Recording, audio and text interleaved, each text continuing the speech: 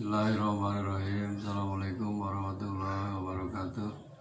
Alhamdulillahirrahmanirrahim. Wassalatu wassalamu ala asrofil anbiya'i wal mursalin wa ala alihi wa sahbihi ajma'in.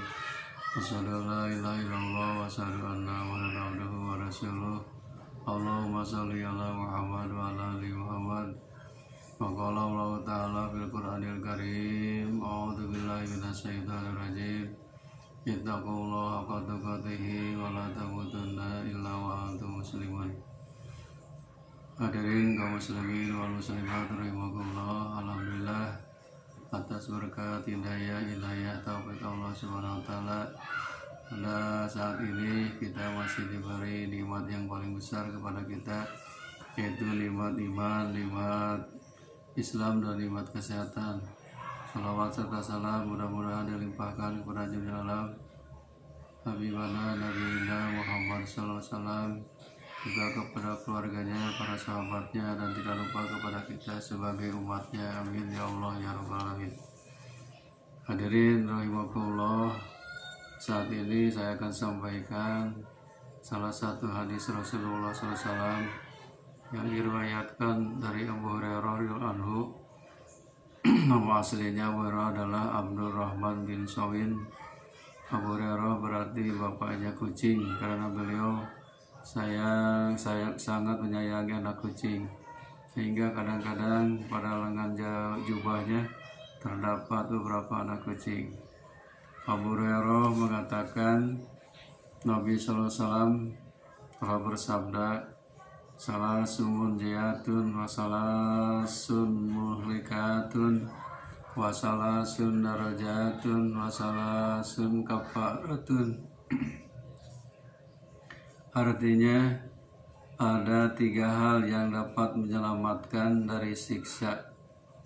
Ada 3 hal yang dapat menjadi sebab memperoleh kedudukan yang tinggi di akhirat. Dan ada 3 hal yang dapat menghapus dosa. Dan ada 3 hal yang dapat merusak diri sendiri. 3 hal yang dapat menyelamatkan dari siksa, diantaranya amal munjiyatu wa hasyatullahi ta'ala bisri wa alaniyati. 3 hal yang dapat menyelamatkan manusia dari siksa Allah adalah takut kepada Allah Ta'ala secara rahasia dan secara terang-terangan. Jadi kita ini harus selalu takut oleh Allah, baik di waktu sembunyi atau waktu gelap, apalagi waktu terang benderang. Sebab takut kepada Allah beda dengan takut sesama manusia atau binatang. Takut oleh Allah adalah bukan menjauh, tapi mendekati, takarub kepada Allah, makin dekat beribadah kepada Allah SWT. Insya Allah kalau kita selalu takarub kepada Allah, baik itu melalui saum atau sholat tengah malam atau sholat wajib yang 5 waktu, wirid dan doa, insya Allah akan menyelamatkan kita dari siksa Allah Subhanahu wa taala. Kalau takut sesama manusia beda dengan takut oleh Allah. Takut manusia itu ancamannya dibunuh atau dipukul atau dianiaya dan lain sebagainya. Padahal dalam Islam, selagi kita benar, jangan takut oleh manusia. Manusia itu makhluk Allah sama dengan kita. Kemudian yang kedua, supaya selamat dari siksa Allah SWT, wal qasdu bil fakri wal ghina. Sederhana dalam kehidupan dunia, baik di saat fakir maupun di saat kaya. Jadi hidup sederhana ini sudah dicontohkan oleh Rasulullah SAW. Hidup di dunia ini harus seimbang kehidupan dunia, baik di saat fakir maupun di saat kaya. Kalau lagi fakir, kita ibadah jangan terhalang. Kalau lagi kaya apalagi jangan terhalang. Sebab fakir dan kaya ini merupakan ujian dari Allah SWT. Kalau fakir terus beribadah, insya Allah akan mendapat pahala yang berlipat-lipat. Kalaupun kaya, kemudian makin meningkat ibadahnya juga sama, mendapat pahala dari Allah SWT. Yang fakir harus sabar, yang kaya harus bersyukur. Yang ketiga, kata Rasul, supaya kita selamat dari siksa Allah, wal adlu firidoi wal godobi, adil antara senang dan marah. Kita harus seimbang. Kalau sedang, jangan terlalu berlebih-lebihan. Kalau marah juga, jangan terlalu berlebih-lebihan marah. Jadi semuanya harus seimbang antara senang dan marah. Kemudian yang kedua, 3 hal yang dapat merusak diri sendiri. Wa amal muhlikatu pasuhun sadidun wa hawan muttabaun wa ijabul mar'i binafsihi. 3 hal yang dapat merusak diri sendiri. Yang pertama, pasuhun sadidun, sangat kikir, sangat pelit. Kikir dan pelit itu sama. Jadi kita harus dermawan, menjadi orang dermawan harta, dermawan ilmu, dan dermawan tenaga. Insya Allah kalau orang dermawan akan dekat dengan manusia, dekat dengan Allah, dekat ke surga dan jauh dari neraka. Tapi orang yang pelit, yang kikir, jauh sesama manusia, jauh dengan Allah, jauh dengan neraka, dekat dengan jauh dengan surga, dekat dengan neraka. Itulah orang kikir. Wahawan mutabaun, yang keduanya yang dapat merusak diri sendiri adalah mengikuti kehendak nafsu. Jadi kehendak nafsu ini jangan diikuti terus-terusan. Sebab inna nafsa lamaratun bisu. Nafsu itu selalu mengajak kepada kejahatan. Kalau kita tidak bisa mengendalikan nafsu, berarti kita hidup ini akan rusak. Makanya kita bisa menahan mengikuti nafsu. Yang ketiganya, wa ijabul mar'i binafsihi, memandang dirinya dengan pandangan yang sempurna tanpa memandang akan kenikmatan Allah.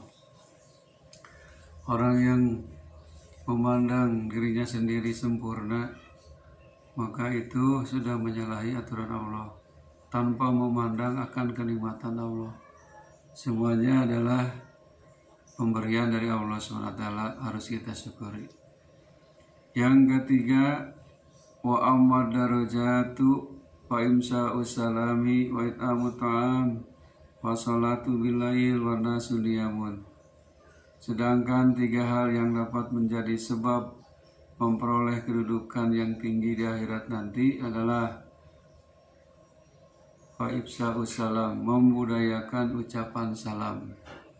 Makanya kewajiban umat Islam idza laqitahu fasalim alaih, di mana bertemu ucapan salam. Salam itu doa memberikan keselamatan. Tidak ada manusia yang ingin celaka, pasti semuanya ingin selamat dunia dan selamat di akhirat. Yang keduanya wit'amu ta'am, selalu memberi makan kepada tamu dan orang yang lapar. Kalau ini dilakukan oleh kita, insya Allah kita akan mendapatkan kedudukan yang tinggi di akhirat, yaitu surga. Selalu memperhatikan orang-orang yang miskin, yang fakir. Malah dalam Quran disebutkan orang yang mendustakan agama itu adalah orang yang membiarkan anak yatim. Arwaital ladzi yukadzibu bidin fadzalikal ladzi yad'ul yatim wala yahuddu ala ta'amil miskin. Yang ketiga, supaya kita mendapat kedudukan yang tinggi di akhirat, kata Rasulullah, wa sholatu bilaili wa nasu niyamun. Salat tahajud di tengah malam saat orang-orang sedang tidur nyenyak. Nah, inilah memang pelaksanaan ini berat ringan. Kalau orang yang udah biasa ringan biasa saja. Kalau yang nggak biasa pasti berat. Sedang tidur nyenyak harus bangun. Padahal ini suatu kesempatan takarub kepada Allah, segala macam kebutuhan hajat kita bisa disampaikan waktu kita setelah sholat tahajud. Hadirin rahimakumullah.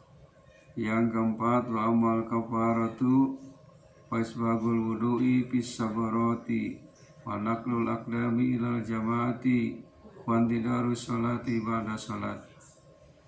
Adapun 3 hal yang dapat menghapus dosa adalah: 1. Menyempurnakan wudhu di waktu udara sangat dingin. Kalau kita ingin dihapus dosa, salah satunya adalah berwudhu. Berwudhu ini bisa menghapus dosa kita. Malahan dosa-dosa yang kecil akan berjatuhan sesuai dengan jatuhnya air wudhu dari badan kita. Insya Allah ini sudah janji Allah SWT melalui Rasul, menghapus dosa itu menyempurnakan wudhu meskipun dalam keadaan dingin. Yang keduanya, wanaqlul aqdami ilal jamaati, melangkahkan kaki menuju sholat berjamaah. Jadi sholat berjamaah ini merupakan kewajiban umat Islam, khususnya laki-laki. Sholat berjamaah di masjid, melangkahkan kaki menuju sholat berjamaah, ini bisa menghapus dosa. Jadi Allah itu sangat sayang kepada kita, sebab manusia semuanya pasti punya dosa. Seringan-ringannya dosa dan seberat-beratnya dosa, kalau kita memohon ampun istighfar dengan jalan sholat, insya Allah dosa-dosa akan sirna, akan hapus. Yang ketiga, yang terakhir, wantidarus sholati ba'da sholat, menunggu sholat sesudah melaksanakan sholat.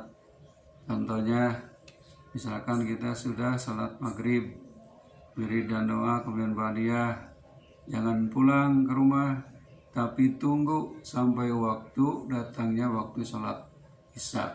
Insya Allah sambil menunggu waktu sholat isya datang, kita bisa wirid dan doa atau membaca Al-Quran dan lain sebagainya. Itu bisa menghapus dosa kita. Saudara-saudaraku yang dimuliakan Allah SWT, itulah satu hadis Rasulullah SAW yang berhubungan dengan keselamatan dan berhubungan dengan kedudukan yang tinggi di akhirat, juga berhubungan dengan merusak diri sendiri dan juga menghapus dosa. Mudah-mudahan kita semuanya dosa-dosa yang telah lalu diampuni oleh Allah SWT. Amin ya Allah ya Rabbil. Wabillahi taufiq wal hidayah. Assalamualaikum warahmatullahi wabarakatuh.